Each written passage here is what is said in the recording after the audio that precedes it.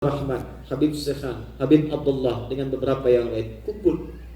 Itu berbicara bagaimana caranya kita melepaskan dari penjajahan Belanda pada saat itu. Maka apa yang dilihat? Oh, ternyata ini kita bukan kurang kuat. Salah satunya kita kurang kompak. Bagaimana kita bisa mewujudkan negeri kalau semua saling terpecah? Maka kumpullah kemudian para habaib ini mendirikan satu ormas pertama di Indonesia yang nanti akan mempersaudarakan yang lain-lainnya. Diberi nama Jamiatul Khair pada saat itu. 6 tahun kemudian kumpul, disambungkan kemudian ke wilayah-wilayah di Nusantara. Datang kemudian Habib Muhammad Idris. Siapa itu Habib Muhammad Darwis? Habib Muhammad Darwis ini itu teman akrabnya Hadratus Syekh Muhammad Hashim bin Asy'ari. Ngaji bareng di Semarang pada Kiai Haji Soleh Darat. Dikirimkan ke Mekah belajar bareng dengan Syekh Ahmad Khatib Al-Minangkabawi. Saat pulang kemudian ke tanah air, berganti nama menjadi Kiai Haji Ahmad Dahlan bin Kiai Haji Abu Bakar bin Kiai Ilyas bin Kiai Sulaiman bin Demang Jurang Juru Kapindo bin Demang Jurang Juru Sapisan bin Kiai Gerbang. Kiai Gerbang anak siapa? Maulana Ishaq. Anak siapa? Ke atasnya Ahmad Jumadil Kubra, ke atasnya Ali Zainal Al-Kabir, ke atasnya Ali Zainal Abidin, ke atasnya keturunan dari Al-Husain, adiknya Al-Hasan, anaknya Ali bin Abi Thalib karamallahu wajhah, suami Fatimah Az-Zahra bintu Muhammad sallallahu alaihi wasallam. Itulah yang mendirikan kemudian Jamiah Muhammadiyah 18 November 1912. Saudaranya tadi, Hadratus Syekh Haji Muhammad Hashim bin Asy'ari, kemudian mendirikan Nahdlatul Ulama 31 Januari 1926. Siapa beliau itu? Kalau diurut-urut ketemu juga nasab. Jadi Maulana Ishaq bin Kiai Haji Muhammad Hashim bin Asy'ari bin Kiai Haji Abdul Halim. Siapa Abdul Halim? Abdul Halim dikenal dengan Pangeran Benawa, ya, atau Sultan Hadiwijaya, dikenal dengan Joko Tingkir bin Abdullah bin Abdul Aziz bin Abdul Rahman. Siapa itu Abdul Rahman? Bin Raden Ainul Yakin, walid Raden Ainul Yakin, dikenal dengan Sunan Giri, anak keturunan Maulana Ishaq. Bertemu nasab jadi Maulana Ishaq dengan Kiai Haji Ahmad Dahlan. Oke, dulu kompak. NU Muhammadiyah bersaudara, datang Persis bersaudara, Dewan Dakwah bersaudara. Maka kalau semua kompak dipersatukan, pada saat itulah kemudian dihubungkan selat-selatnya dari Jakarta langsung ke Solo, Kiai Haji Samanhudi. Dari Solo ke Surabaya, Haji Omar Said Cokro Aminoto, Haji. Yang Surabaya mendidik para proklamator. Bung Karno belajar di sana, belajar teori nasionalisme, diisi dengan nilai keislaman juga yang baik. Para saudagar-saudagar Utsmannya wilayah Solo, pebisnis, pengusaha, pedagang, support. Ayo kita wujudkan negara kesatuan Republik Indonesia yang tidak bisa diwujudkan dalam 300 tahun. Setelah 1911 pada saat itu bisa diwujudkan hanya dalam 34 tahun saja. Maka 17 Agustus 1945 jam 10 pagi diproklamasikan kemerdekaan Indonesia di Jalan Pegangsaan Timur nomor 56. Nomor 56 itu tempat kediaman. Jalan di jalan, nomor menunjuk tempat. Tempat siapa itu? Tempat seorang saudagar Muslim Indonesia keturunan Yaman, namanya Syekh Faraj bin Marta, mewakafkan rumahnya untuk kemerdekaan negara kesatuan Republik Indonesia. Makanya saat jadi undang-undang, kalimat Allah disebutkan di situ. Atas berkat rahmat Allah yang Maha Kuasa dan dengan didorongkan oleh keinginan luhur. Dari dulu sudah punya keinginan yang luhur untuk merdeka, tapi nggak wujud-wujud. Setelah Allah memberikan rahmat dan berkatnya, wujudlah itu. Karena itu Bung Tomo bangga berteriak di Surabaya, Allahu Akbar. Yang lain Allahu Akbar. Di kalimat Allahu Akbar itu kalimat kebaikan. Makanya saat sholat kita ucapkan Allahu Akbar. Fungsi sholat tanha anil fahsya'i wal munkar, mencegah perbuatan keji dan Allahu Akbar tembok orang, Allahu Akbar bom orang, Allahu Akbar panci, Allahu Akbar kulkas. Jelas? Jadi yang kedua, kita bangun prinsip persaudaraan. Nah, yang paling hebat, kata Al-Quran, jangan bersaudara dengan yang Islam saja dalam konteks dunia. Kan Anda tinggalnya di Korea. Apa semua orang Korea Muslim? Belum tentu. Tuh kaget. Nabi datang ke Yathrib jadi Madinah, apakah semua Muslim? Tidak. Di sana ada Aus, di sana ada Khazraj. Ketika Nabi datang belum Muslim, Joni. Masih non. Bahkan perang dua-dua 600 tahun nggak pernah akur. Kalau di sini wafat, di sana mesti ada yang tewas. Di sini celaka, di sana harus ada yang sekarat. Dua-duanya 600 tahun. datang Nabi didamaikan oleh Nabi sallallahu alaihi wasallam. Maka muncullah ajakan-ajakan dari Nabi untuk membina toleransi dengan orang-orang yang hadir di sekitaran kita. Bahkan dahsyatnya ada kaidah-kaidah yang jarang kita praktekkan sekarang. Infak, berbagi. Banyak orang sekarang memahami infak, mengeluarkan uang, masukkan ke dalam kotak atau karung tertentu, benda tertentu, itu yang disebut dengan infak. Teman-teman, itu terlalu sempit. Berbagi makanan, infak. Berbagi pakaian, infak. Sekarang musim dingin, mungkin ada sebagian saudara kita yang bahkan bukan muslim, non-muslim yang kedinginan tak punya jaket. Kenapa enggak kita siapkan jaketnya untuk dibagi dengan mereka? Mungkin ada sebagian saudara kita yang belum muslim, yang kesulitan mendapat makanan. Kenapa enggak kita kumpulkan support untuk mereka? Pernahkah Anda dengar hadis dari Nabi begini? Siapa yang masak makanan kemudian bau masakannya sampai pada tetangganya, maka bagilah makanan itu walaupun cuma hafal kuah. Tapi cara bacanya bukan begitu. Awas, hadis tidak boleh dipahami dengan terjemahan, bisa keliru. Kalau Anda praktekkan dengan terjemahan, saya masak opor ayam, baunya sampai kuahnya saya bagi ke dia. Kok cuman kuahnya, Mas? Maaf ya, hadis Nabi.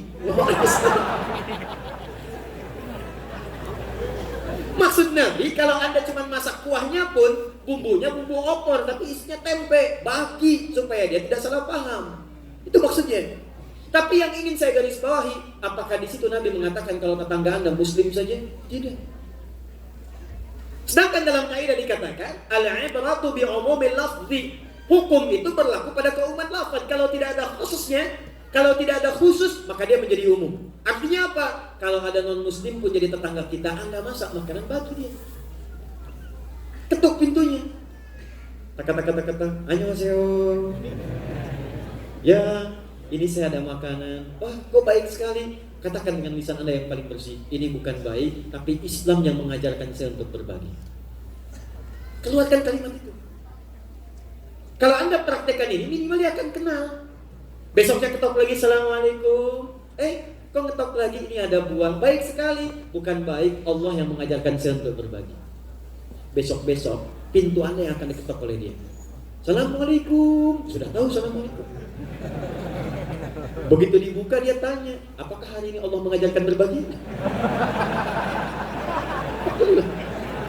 Bagi aja. Itu yang jarang kita lihat sekarang. Ya, di mana persaudaraan kita? Di mana toleransi kita? Di mana sifat berbagi kita? Itu yang kita praktikkan sekarang. Maka saya menginginkan, cobalah teman-teman kita jadi inisiator di sini. Jadi inspirasi bagi teman-teman yang lain. Ya, hidupkan nilai itu, sampaikan semangat kebaikan itu, dengan izin Allah, niscaya akan terlihat hakikat Islam dan kebaikan Islam yang sesungguhnya, insya Allah. Jelas? Nih, saya buka rahasia yang ketiga nih. Ini cuma di hadis. Kalau ada Anda nanam pepohonan, udah sekarang punya rumah, insya Allah. Insya Allah. Lihat sini, Anda nanam pohon, ada rambutan, ada apel. Apelnya tumbuh, tiba-tiba sebagian dari pohonnya masuk ke pekarangan tetangga Anda. Cuma dalam Islam, kata Nabi, sebelum Anda petik buahnya, sampaikan pada tetangga itu untuk menikmati bagiannya. Ketok pintu rumahnya, katakan kepadanya, ini saya punya pohon mangga. Oh iya, punya Anda kan? Bukan, karena buahnya masuk pekarangan Anda, maka buahnya hak kita bersama. Oh, kok bisa? Aturan dari mana? Nabi Muhammad mengajarkan demikian. Saya memang nanam pohonnya, tapi kan Anda yang selalu lihat buahnya. Masa saya petik di hadapan Anda? Mangga. Sampaikan. Jangan tunggu dia minta. Begitu dia ambil, itu hakun mustarak, kata Nabi. Masya Allah, dia nikmati, begitu berbuah, ambil. Cuma hukum ini khusus untuk mangga, Anda jelaskan. Kalau tak Anda jelaskan, besoknya ayam Anda main ke tempat dia. Dia nggak tahu hukum mangga beda dengan ayam. Besoknya dia undang Anda ke rumahnya. Nabi Muhammad baik ya. 2, 3, terakhir. Saya sampai jam berapa ini? Oh, masih? Ya, baik. Silakan sampai maghrib, silakan. Saya asar pulang. 3, agak cepat nih. Kalau awalnya sudah baik, lisan sudah baik, tangan sudah baik, kaki sudah baik, Setelah itu bersaudara. Maka sangat mudah mengajarkan yang ketiga. Apa yang ketiga? Nabi membangun masjid. Disitulah diajarkan syariat-syariat Islam yang sesungguhnya. Ngaji, Pak. Bu, teman-teman, ngaji. Alhamdulillah komunitas sudah ada. Ini saya lihat tiga-tiganya sudah dipraktikkan di sini, alhamdulillah. Baik, saya kira semuanya baik. Kalau disebut salah, tidak ada manusia yang tidak punya salah. Nabi Adam manusia, Nabi Adam diajarkan pernah salah. Supaya mengajarkan kepada kita tidak ada yang sempurna. Maaf, hanya malaikat yang sempurna. Quran surah 66 ayat 6. Paling kiri sebelah atas sedikit. La ya'sunallaha ma amarahum wa yaf'aluna ma yu'marun. Malaikat menunaikan tugasnya selalu benar sesuai tupoksinya. Jadi malaikat tak pernah kenal salah. Yang selalu salah tak kenal benar namanya setan. Malaikat tak kenal salah, setan tak kenal benar. Kita bukan malaikat, kita bukan setan. Jadi bedanya Nabi Adam dengan malaikat, malaikat tak salah, Adam pernah salah. Quran surah kedua ayat 35 sampai 36. Bedanya manusia dengan setan, setan pernah salah, gak mau tobat. Quran surah ke-7 ayat 11 sampai 13. Manusia salah, manusia tobat. Quran surah kedua ayat 37. Jadi kalau ada di antara kita pengen sempurna, gak akan mungkin dicapai karena kita bukan malaikat. Anda menikah, di sini istri ada, suami ada. Kalau suami pernah salah, Bu, jangan dieksplorasi karena dia memang bukan malaikat. Kalau istri pernah keliru, jangan terus-terusan diungkap, Pak, karena dia pun bukan malaikat. Kalau Anda pengen pasangan sempurna, silahkan nikah sama malaikat. Tuh, malaikat Israel belum ada jodohnya tuh. Kalau silahkan. Di sepanjang jodoh Anda itu manusia pasti salah. Mau ke pengajian aja kadang-kadang salah. Papa mau berangkat nih. Kemana kajian Ustaz tadi? Iya. Ini ada baju nih bagus nih. Mana ya Pak ya? Biru atau hijau? Kayaknya biru bagus deh. Kayaknya hijau deh. Tuh. Dia nanya tapi udah punya jawaban. Potensial konflik begitu berangkat kuning. Mungkin muncul perdebatan, tapi ya begitu asalnya. Jadi kalau memang ada kekurangan ya nggak usah diungkap. Memang begitu dasarnya. Papa gimana sih? Kok salah terus? Ma, Papa bukan malaikat. Mama juga bukan setan kan? Ya udah rame itu. Itu dua. Jadi kalau kita mengerti tidak ada yang sempurna di antara kita, insya Allah kita menempatkan diri pada tempatnya. Tapi tidak cukup dengan paham itu saja, mesti ngaji. Karena Nabi pun ngaji pada malaikat Jibril. Sahabat ngaji pada Nabi. Dan ngajinya ketika ngaji pada malaikat, malaikat mengajarkan rumus kehidupan. Ingat, di Islam itu bukan cuma masalah fikih dalam hal ibadah. Bukan hanya ngaji sholat, bukan hanya ngaji puasa. Maaf, di situ ada ngaji muamalah. Bagaimana berbisnis yang baik, bagaimana belajar yang baik, bagaimana rumah tangga yang baik, bagaimana membina hubungan yang baik dengan lingkungan. Ada ngaji. Dikumpulkan oleh Al-Imam Al-Bukhari pelajaran Nabi ini dengan 97 bab. Disebut kitab Al-Jami. Nama lengkapnya Al-Jami As-Sahih Al-Musnad Al-Mukhtasar min umuri Rasulullah sallallahu alaihi wasallam wa sunanihi wa ayyamihi. Coba ulangi. Kepanjangan disingkat Sahih Al-Bukhari. Yang kata Imam Al-Bukhari ini kitab kumpulan babnya banyak. Di sana ada bab ilmu, bab iman, bab muamalah, bab kitab sakit, bab tentang membina hubungan baik, ada semuanya di situ. Kalau kita bisa pelajari dengan baik, keluarkan, ayo ngaji. Sekarang masjidnya ada berapa sekarang? 63, Masya Allah. Sekarang masjidnya sudah banyak. Nabi ke Madinah bangun satu masjid. Antum ke Korea 63 masjid. Allah. Tapi cuman pertanyaannya, diisi nggak masjidnya?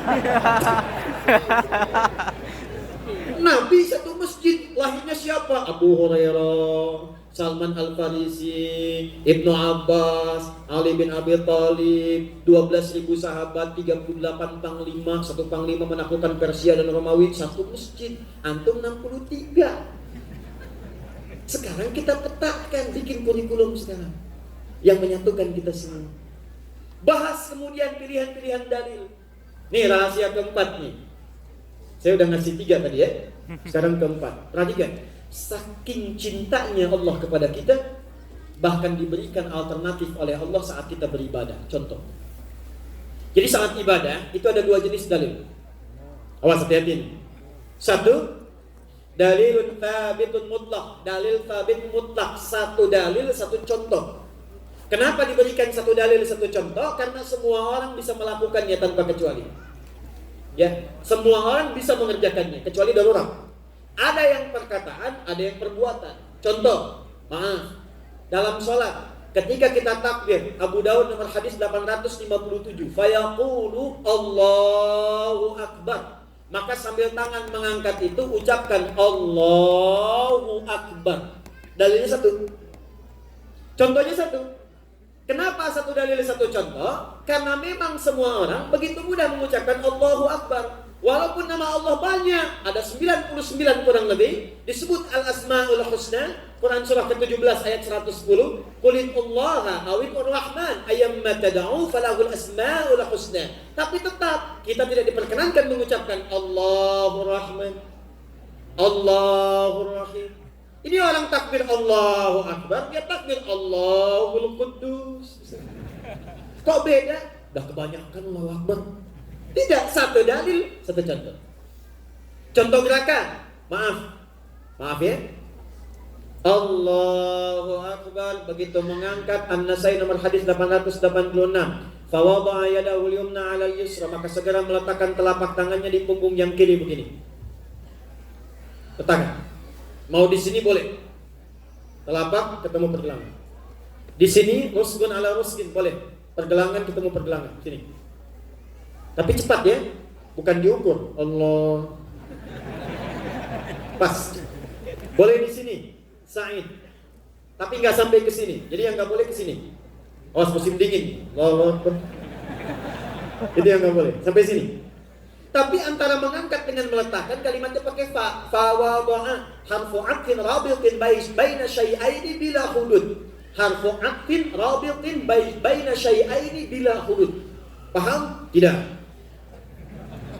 Huruf ataf penyambung dua peristiwa tanpa jeda. Peristiwa pertama ngangkat, kedua tutup. Antara ngangkat dengan tutup nggak ada gerakan lain. Contoh, saya tidak bermaksud menyalahkan. Kalau sudah ada seperti ini, tinggal kerjakan, semua orang bisa. Di satu dalil, satu contoh. Jadi jangan cari yang lain. Gak usah kreatif mencari gerakan lain. Bisa. Kalau ada dalil, silakan sampaikan, nanti kita kaji ya. Saya pernah mencari dalil seperti ini karena ada teman mengatakan, Ustaz, gak enak lah. Sama Allah kok kiri duluan, begini baru kanan. Kanan kan baik, kiri kurang baik. Kan bagusnya Ustaz kanan dulu masuk baru kiri. Jadi begitu dia takbir kanan masuk, kiri begini baru tutup. Kadang kaki naik dikit. Nah, saya coba cari dalilnya, saya tak biasa salahkan orang. Saya cari keterangan, kalau ada kemudian kita praktekkan, kalau tak ada kita kembalikan. Gampang sebetulnya, nggak perlu berselisih. Jangan sampai perbedaan di antara kita menjadikan kita, maaf, tidak bisa minum teh bersama. Begitu saya cari, jangankan di hadis sahih, di kitab hadis palsu aja nggak ketemu. Saya punya koleksi 1235 kitab hadis. Ini saking palsunya hadis ini, di kitab hadis palsu pun nggak ketemu. Jadi pemalsu hadis tidak tertarik memasukkan hadis ini karena sudah jelas caranya. Allahu Akbar. Jadi, tapi yang sekarang sering terjadi, ini yang harus digarisbawahi. Ada juga dalam Islam tuntunan ibadah yang diberikan kemudahan mempraktekannya. Karena memang diduga tidak semua orang Islam bisa melakukan hal yang sama. Contoh, saya berikan dua contoh, satu bacaan, satu gerakan. Suka baca Quran? Suka baca Quran? Baik, ikuti saya. Wadduha. Teruskan. Teruskan. Cukup. Lihat sini. Ada yang baca begini. Wadduha wal-laili idza saja ma wadda'aka rabbuka wa ma qala walal-akhiratu khairul laka minal ula. Ada Ustaz Syihab Budin Mufti nih bakar qiraat di sini. Ini. Masya Allah. Ada yang pakai antum saya bacakan barusan ketawa cekikikan. Saya bacakan A di satu tempat di Afrika, saya bilang wadduha, ketawa deh. Saya pikir kenapa? Ternyata memang Quran diturunkan bukan dalam satu bacaan. 7 mutawatir tambah 3 masyhur tambah 4 syahadat. Mutawatir yang 7 itu ada 7 jenis kurang lebih. Kenapa diturunkan bukan satu cara? Karena ternyata orang Arab pun lisannya itu tidak dalam satu lisan yang sama. Ada yang bisa mengucapkan A, tapi ada yang nggak bisa. Wilayah ke sebelah sana tuh, maaf, Syam, Syria, Palestina ke sana, sampai ke wilayah Irak, ke Mosul ke sana, sampai ke sebagian Afrika ke barat ke sana. Itu kalau dia mengucapkan E, kita ucapkan A, dia E. Anta, ante. Anta, ente. Ana, ane. Madrasah, kaifa halak. Mungkin Betawi belajar dari situ tuh. Orang itu kalau kita paksa A, dia jawab E. Sampai kiamat kurang 2 hari gak akan bisa dia. Jadi memang lisannya begitu. Jangankan di Arab, di kita juga begitu kan. Sepeda kita bilang, kata Medan sepeda. Sepeda. Bendanya sama. Yuk kita ke Cicaheum. Barangnya sama, objeknya sama, cara mengucapkan beda. Quran juga begitu. Bayangkan, bacanya sama, artinya beda. Tidak sama, cuma cara bacanya bisa berbeda. Karena tidak semua orang bisa mengucapkan yang sama. Saya ngambil riwayat pernah di Libya, di Suqfulasa dari Syi'ani. Ceritalah Syekh kami, ada 2 orang hafal Quran, satu riwayatnya Hafiz dan Asim. Yang satu lagi pakai ruwes, pakai sin. Yang satu shad, yang kedua sin. Ihdinas siratal mustaqim. Shad bisa dibaca 3 cara. Shad, sin, zai. Zai pakai riwayat Qunbur. Ihdinas siratal mustaqim. Ihdinas siratal mustaqim. Ihdinas siratal mustaqim. Ada 2 penghafal Quran, yang satu pakai shad, yang satu pakai sin, ribut. Yang benar shad, yang benar sin. Shad, sin, shad. Udah kita ke guru kita aja, balik gurunya sama. Gurunya bijak sekali. Ma ya bunai. Hadza sahih wala shad. La sin. Yang benar shad, tidak sin. Hasbuk, cukup. Ikra anta ya bunai. Kamu baca. Ihdinas siratal mustaqim pakai shad. Hasbuk, cukup. Anta nak baca ya bunai. Ihdinas siratal mustaqim pakai sin. Hasbuk, cukup. Antum mukhtian. Kalian berdua salah. Yang benar pakai zai. Ihdinas siratal mustaqim. Kata gurunya, wa fawqa kulli dhi ilmin alim. Tidak semua orang baru bisa itu tahu segalanya. Karena itu selalu ada alternatif. Kalaupun nanti ada perbedaan pendapat dalam menunaikan ritual tersebut, cari dalilnya, belajar pada ustaz. Jangan ribut sendiri. Antara yang ribut, dua-duanya nggak paham dalil. Contoh kedua, ini kejadian nyata. Saya dikunjungi seorang pasutri, suami dengan istri. Datang ke tempat kami, cerita. Itu ternyata suami istri Pak Ibu gara-gara kejadian dalam sholat tidak tegur sapa semalaman. Suami pulang dari Jakarta ke Bekasi. Ini kisah nyata, saya alami sendiri. Macet di jalan. Sampai ke rumah terlambat Isya. Dia sholat di rumah, istri sudah sholat. Begitu dia turun dari i'tidal ke sujud, sami Allahu liman hamidah, turun lutut begini, blok. Nempel. Istri melihat, begitu salam, istri tanpa mukaddimah. Papa sholatnya salah katanya. Waduh. Yang pemimpin siapa di rumah tangga? Suami. Manajernya istri. Kompak berdua itu. Ya. Apa ciri khas pemimpin? Bagus. Ciri khas pemimpin tidak mau dipimpin. Selalu menerima saran, ya, selalu menerima masukan, tidak menerima saran. Ini langsung perintah tanpa mukaddimah, ya jelas defense. Papa salah tuh katanya, sholatnya. Ya suami nggak terima. Kenapa salah? Nggak sesuai sunnah. Yang mana yang nggak sesuai? Waktu turun dari i'tidal harusnya telapak tangan dulu, bukan lutut. Kata suami, mama yang nggak baca hadis. Padahal dua-duanya nggak baca.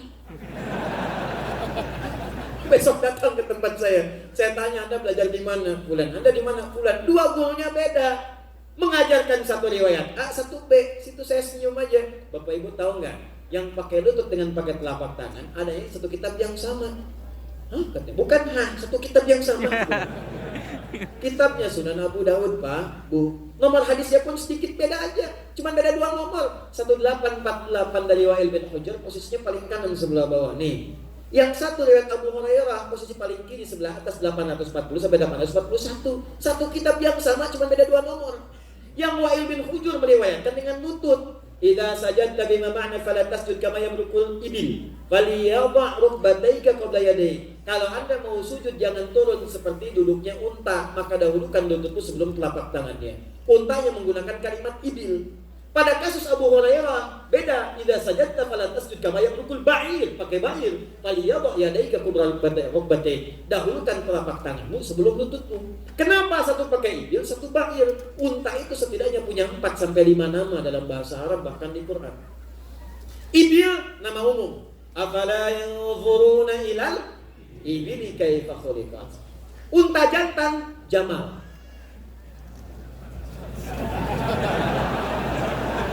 Ada yang namanya Jamal? Kalau Jamal pakai alif, Jamalun, artinya indah. Kalau diambil laki-laki jadi Jamilun, ganteng. Saiful, ganteng. Saiful, Jamil. Kalau jadi perempuan tambah ta di ujungnya, Jamilah. Mulan, cantik. Mulan, Jamilah. Jamal, indah, ganteng. Pakai alif. Alifnya hilang, Jamalun, unta. Hati-hati kalau Anda ke Saudi nanti umroh atau haji, bisa berangkat nama Jamal, lihat dah alifnya enggak. Kalau hilang alif Anda bahaya. Jamalun nyampe di imigrasi. Pada unta mau haji. Ba'ir, unta tunggangan. Naqah, unta betina. Unta Nabi Soleh, unta betina. Naqatallahi waso. Ya, fakadzabuhu faqaruha, unta betina. Perhatikan. Yang bahasanya Wa'il ibil masih unta biasa, Ba'ir unta tunggangan. Nah, ketika Nabi menyampaikan sujud pakai lutut itu, Wa'il lebih dulu masuk Islam. Nabi masih sujud pakai lutut, turun pakai lutut, gak ada masalah.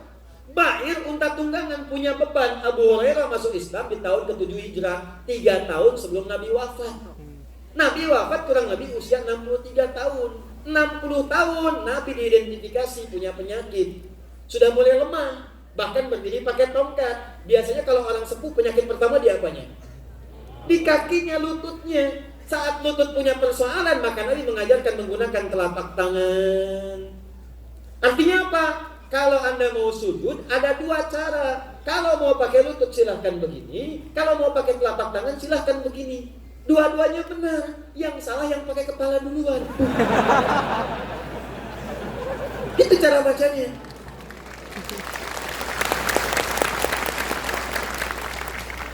Dan jangan disimpulkan tua. Begitu pakai telapak tangan, Allah tua. Silakan pilih. Mungkin anak muda main bola cedera kan bisa kan?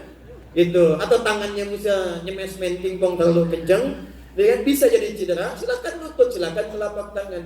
Jadi di sini jangan dibawa kepada konflik harian, capek nanti. Sebab ingat ya, setelah Nabi persaudarakan, banyak konflik internal yang muncul karena persoalan-persoalan tadi. Saya tugas di Saudi 2010, menyambut jemaah haji.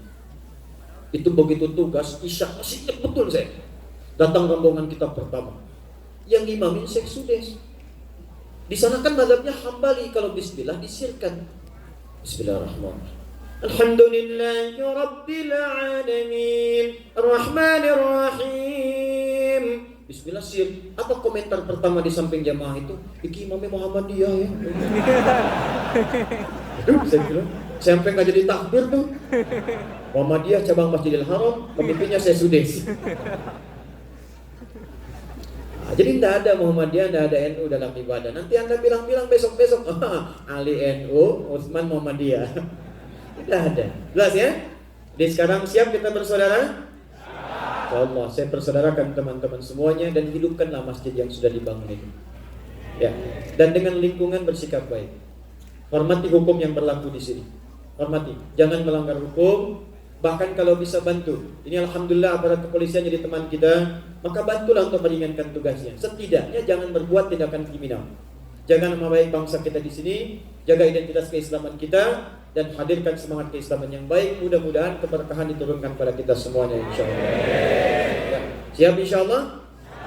Teman-teman, kalau kita sudah belajar, maka kita harus berani mempraktekkan. Siap? Baik. Nabi mengajak kita berbuat baik. Siap? Nabi mengajak kita bersaudara. Siap? Nabi mengajak kita memakmurkan masjid. Siap? Saya dengar di sini sudah tiga-tiganya dikerjakan. Hanya belum tentu semua sempurna. Ada di antara masjid yang sedang masih proses ya dalam pembangunan. Hari ini insya Allah kita support sama-sama. Mudah-mudahan nanti, maaf, walaupun sholat kita belum tentu di sana, tapi saham pahala kita ada di sana yang meringankan hisab kita di hari akhirat kemudian kelak insya Allah. Ya, nanti saya ajak teman-teman dari panitia, yuk kalau perlu sekarang hari ini mesti lunas masjidnya. Kita support semua kegiatan kita dan bareng-bareng. Dan saya sarankan kepada semuanya, bikin kurikulum di setiap masjid.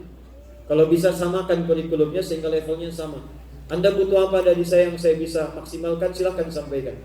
Ya, Anda butuh buku, siapa yang ke Indonesia sampaikan. Nanti kalau ada buku kita berikan di sini. Anda butuh mushaf, sampaikan ke sini. Kalau perlu kemudian pelajari lebih baik, sehingga dengan itu insya Allah kualitas keimanan kita lebih meningkat di sisi Allah Subhanahu Wa Taala. Baik, tapi sebentar, saya ada berapa menit lagi nih? 1 jam. Lama amat ya, Pi. Baik, lihat sini. Saya nanti setelah ini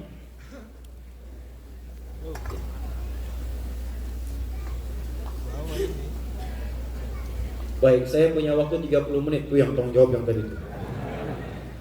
Perhatikan, 30 menit saya bagi 2. 20 menit untuk sesi tanya jawab, 10 menit saya tepati janji saya untuk mengajarkan cara cepat menghafal Al-Quran. Kita bertemu lagi di Korea ini insya Allah. Mudah-mudahan sebagian atau seluruhnya sudah menjadi ahli Quran insya Allah. Amin. Ya.